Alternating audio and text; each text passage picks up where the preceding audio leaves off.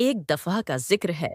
एक खूबसूरत गांव में एक छोटा सा नीला परिंदा रहता था जिसका नाम पैरो था। पैरो के पास एक बहुत बड़ा ख्वाब था। वो आसमान के सबसे बुलंद पहाड़ की चोटी तक उड़ना चाहता था। पैरो के दोस्त अक्सर उसके ख्वाब पर हंसते और कहते कि वो कभी भी इतनी बुलंदी तक नहीं पहुंच पाएगा।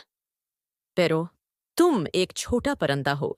इतनी दौड़ और इतनी ऊंचाई पर उड़ना नामुमकिन है, इसके दोस्त अक्सर कहते। लेकिन पैरो ने अपने दिल की आवाज सुनी।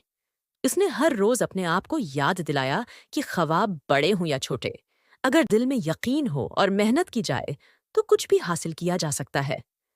हर सुबह पैरो सूरज निकलने से पहले उड़ने की मशक करता। वो पहाड़ के करीब जाकर वापस आता, अपनी ताकत और परवाज की महारत को बेहतर बनाता।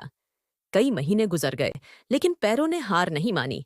इसके परों में दर्द होता, इसके जिस्म में थिकिन होती, लेकिन उसका अज़्म कभी कम नहीं हुआ। एक दिन जब पैरो अपने दोस्तों के साथ बैठा हुआ था, उसने ऐलान किया कि वो अगले दिन अपनी जिंदगी का सबसे बड़ा सफर शुरू करेगा।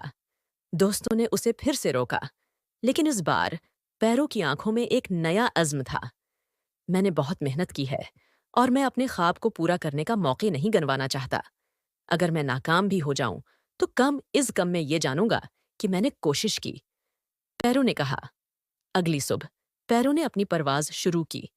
वो अपनी पूरी ताकत से उड़ा, हुआ की तेजी और मौसम की सख्ती का मुकाबला करता रहा। जितना ऊपर जाता इतनी ही मुश्किल होती, लेकिन पैरो ने अपने ख्वाब को सामने रखा। कई घंटों की मेहनत और जदोजहद के बाद पैरो ने आखिरकार आसमान के बुलंद पहाड़ की चोटी तक पहुंचकर दिखाया। इसने अपनी आंखों से देखा कि दुनिया कितनी खूबसूरत और वसीया है। चोटी पर खड़े होकर पैरो ने फख्र और खुशी के आंसू बहाए। वो जानता था कि उसने अपने ख्वाब को हकीकत में बदल दिया था।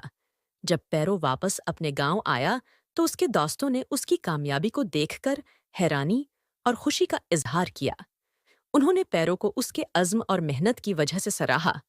पैरो ने अपने दोस्तों से कहा, याद रखो, हमारे ख्वाब हमारी हकीकत बन सकते हैं अगर हम उन पर यकीन करें और उन्हें हासिल करने के लिए मेहनत करें। कोई भी ख्वाब इतना बड़ा नहीं होता कि हम उसे पूरा न कर सकें। बस हमें खुद पर यकीन और इज़्म की ज़रूरत होती है।